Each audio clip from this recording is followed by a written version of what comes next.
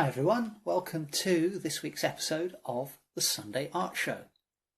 This week I'm going to be working on a painting of some sheep and lambs, and I'm going to be painting in an Impressionist style, so using lots of textural brushwork and patches of light and dark and colour. So I am posting a little bit later than normal today. That's actually because I was up in London for the last couple of days and actually took a visit and tour around part of Buckingham Palace.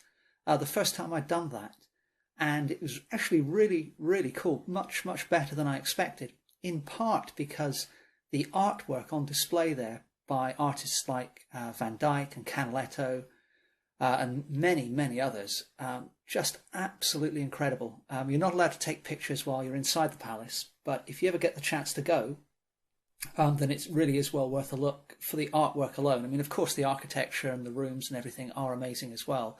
There's lots of good stuff there, but the artwork really struck me. Anyway, today I've started out with, as I often do, with a watercolour marker using the Prussian blue. And you can see that I've just popped in the outline of a sheep, kind of just below the midline vertically, and then left of centre as well on the horizontal.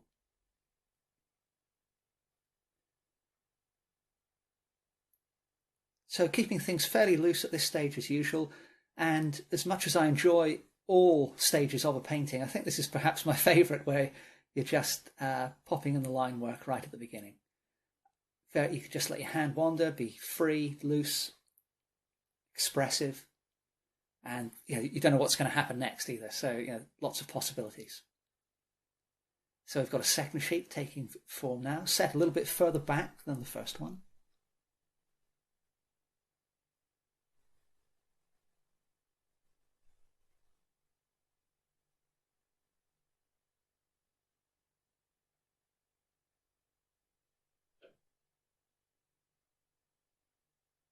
And then just to the left of that sheep, you can see the beginnings of the head of a little lamb appearing. And now I'm working on the body. So right at the beginning, I'm trying to create a sense of depth. You can see that the first sheep is by far the biggest. The second sheep is smaller. And then obviously the lamb is going to be smaller than the adult sheep. But already positioning those three animals in the way I have, there's a little bit of a sense of perspective now as things move away from us as we go from right to left. And those long lines I've just put in are an indication of the cast shadows on the ground. So a quick, not really a horizon line, but just sort of a line of the field where perhaps the ground is undulating.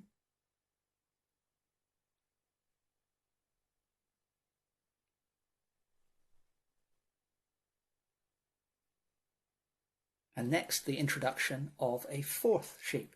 So when I'm positioning groups of animals on the page, I try to play around with the arrangement. So the first three are quite separate from each other. There are clear gaps between them. So this next one is partially obscured by the first sheep.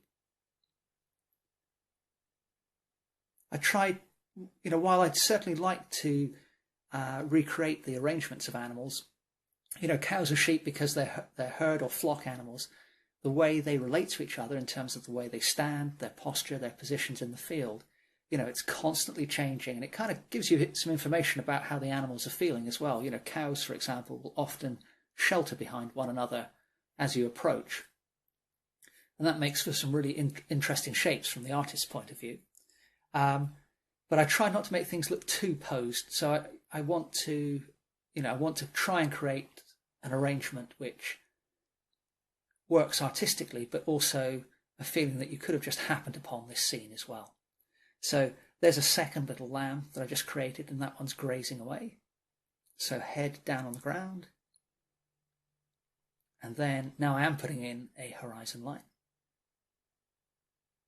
And that time jump wasn't deliberate. I actually forgot to set record on the camera, so apologies for that. So you can see I've added a big fluffy sheep, bottom right, another lamb to the left of that sheep, and then I put yet another lamb in the bottom left-hand corner. But I decided that was overcrowding things a little. So that's why you just saw me go over that bottom left-hand lamb with a clean wet brush. Because I'm using a watercolor pen, I can smear and, remove much of that outline, and I'll paint over that with acrylic in a bit. So another horizon line now, but this time the tree line.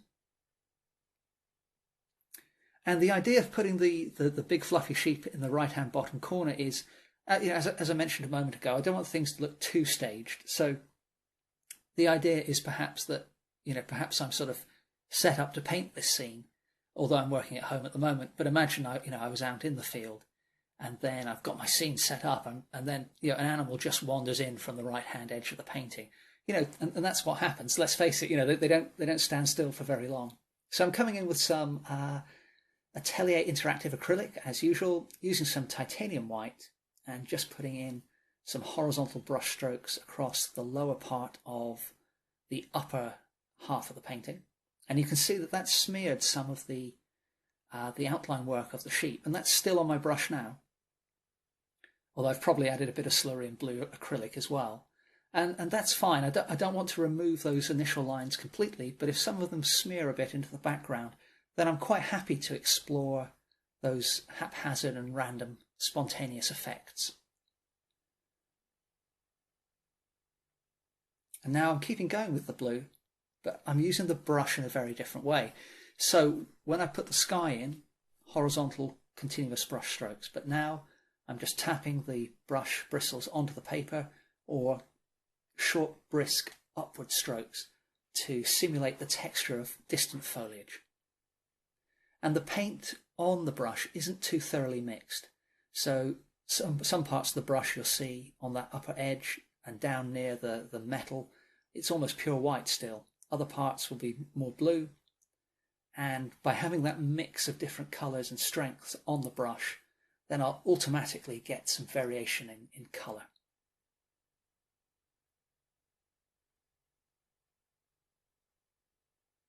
So now we've got a much better angle on the painting than I had before.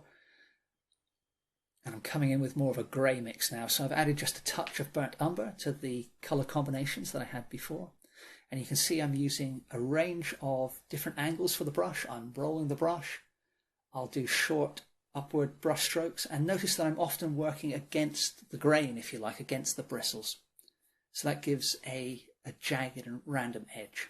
So on the right-hand side here, you can see that I've got a nice jagged edge on the top of this grey area of tone.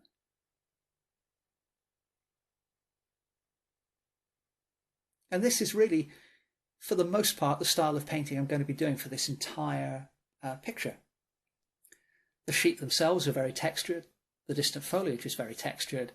And so I'm going to kind of mimic the style I'm using on the trees when I paint the sheep, for the most part, not entirely.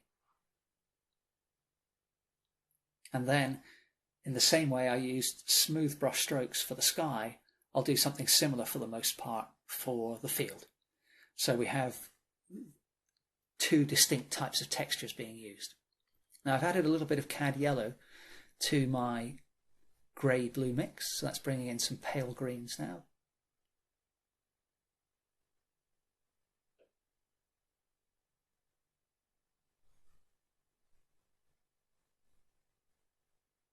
So this is a really nice, quick way to explore different textures, cover quite a substantial area of the paper, and also get some automatic colour mixing in as well as getting the changes in texture and stuff.